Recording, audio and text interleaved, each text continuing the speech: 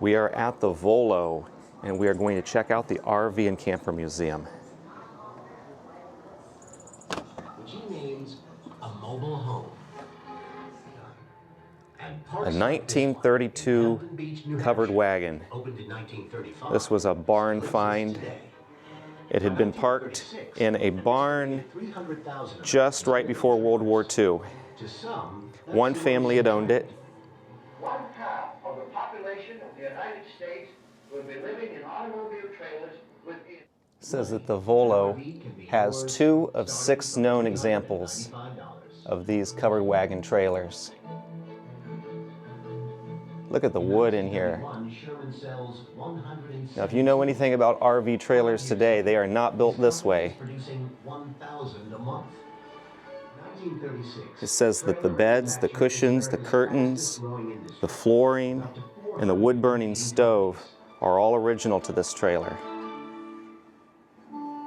But some of that boom is William B. Stout introduces a larger. This is an old sales brochure for the covered wagon. A mobile home.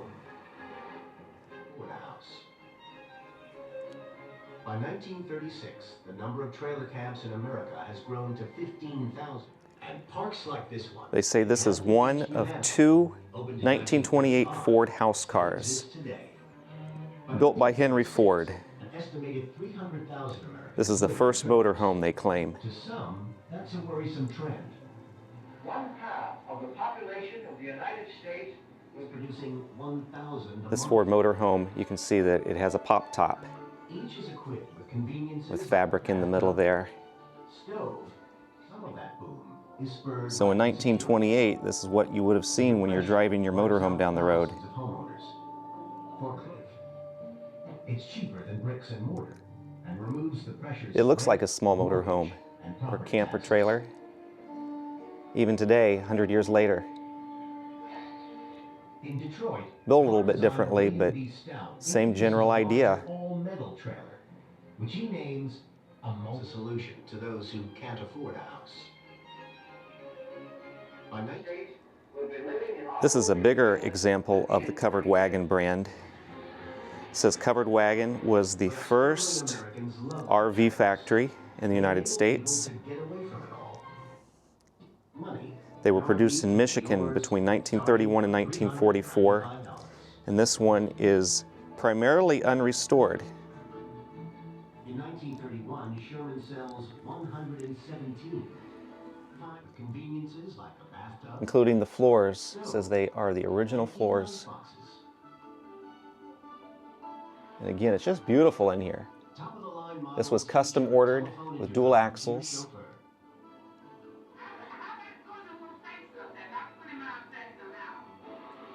By 1936, trailer manufacture Wow. is America's fastest growing industry. Really pretty. 400 competing companies. And sales That's the logo on the front step. Covered wagon, Mount Clemens, Michigan. Trailer offers an affordable housing alternative. Covered Wagon Company, Mount Clemens, Michigan. In Detroit, Number car designer William B. 862. Stout introduces a larger all-metal number of trailer cabs in Even though this is 100 years old, or almost, complete with it would be such an experience to go camping in this thing. new semi-permanent communities. And could you imagine going into the campgrounds? What people would think when you pulled in with this? Has begun. And parks like this one in Hampton Beach, New Hampshire, a worrisome trend.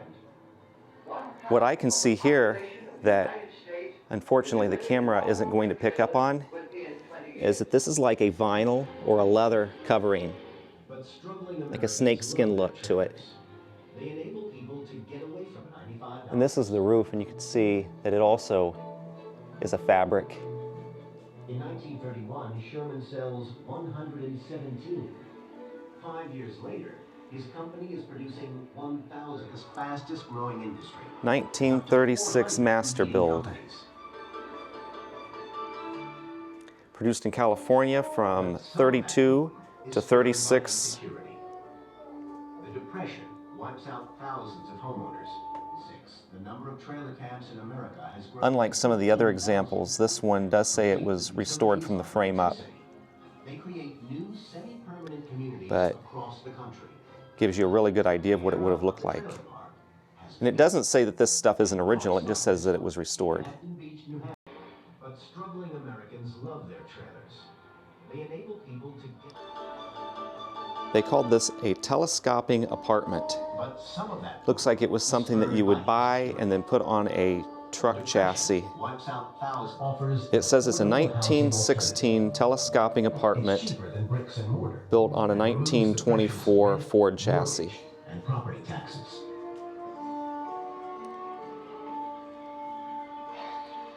In Detroit, the country. I'm not touching, I'm about 6 inches away from it, but I just wanted to give you an idea of how big it was.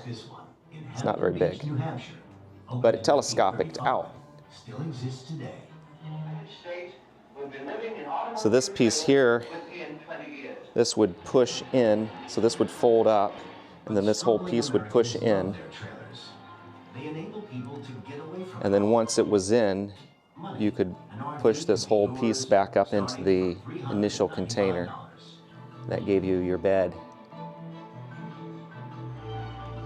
So that would have been pretty cozy, looking at how big this was, to have 3 adults in there.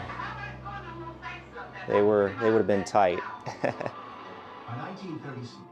That gold tank looks like it was a fire extinguisher. You'd pump that up, put out a fire. Foreclosures collapse. That's what it looks like when it's folded up. The travel trailer offers an affordable housing alternative. Mortgage and property. And it looks like that was some sort of a water bag. It had places to fill it. Then it had a spout down there at the bottom. This must have been a waterproof fabric. 1938 Ford camper car. This is original. It was stored indoors for 67 years, and it's the only one known to exist today. In 1931, Sherman sells 100. You can see the bunk bed up there on top. It's probably had 2 beds, 2 single beds. The top of it raised to give you standing room. Had an ice box, a gas stove, a wood-burning stove, and an RCA Victrola. Yeah, that's the Victrola there. So cool. But some of that boom is spurred by insecurity. I don't know if I would want to deal with the safety of the wood-burning stove in there, though. Thousands of homeowners. For it can be permanently fixed to This particular one doesn't have any signage on it. And Stout believes it provides, they create new semi-permanent communities across the country. The era of the trailer park has begun. And parks like this one live in trailers. To some, So they utilized all the space in this. This is like part of the car. The United States will be living in automobile trailers within 20 years. I think this is the crown jewel, though, in their RV collection. 1949, a wealthy Texas tycoon special ordered this bus to be built as an RV. But the company went out of business before it was completed, and one of the workers purchased it and finished it on his own and used it for his family. In the mid-60s, the family went on their last vacation in it and then parked it in the barn just as they had left it. Then the owner died, and it wasn't until 2016 when it was rescued. The son, who was a young boy back when they used it, wanted to sell it, and the Volo purchased it. It is original. And not only that, but it had things like toilet paper and shampoos, and the kitchen was, I guess, had still dry stock in it. Pots and pans were still in it. It was a really cool find. And since they say that the trailer was left stocked, I would assume that these sorts of things here were in here when they got the trailer. I would assume this is maybe what it looked like when he first bought it, and then he finished the work himself from this stage. That's a picture of the barn it was being stored in. from the mid-60s until 2016. They're so lucky that these people had the space to store it in the barn, preserve it. There they are loading it up onto a flatbed, bring it here to the Volo. So if you think about that, it was sitting in that barn and came out looking like this after 50 years. 1949 model, the only one ever built. It only had 24,000 miles on it. Wow. There's a picture of the family.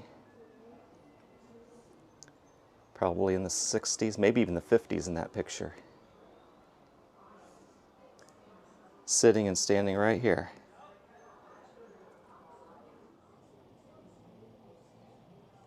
There's another picture of them.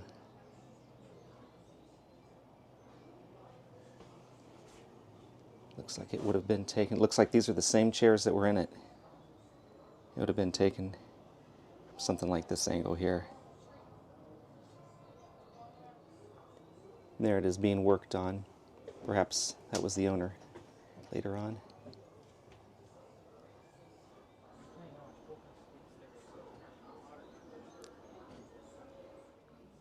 Is that a little brownie camera?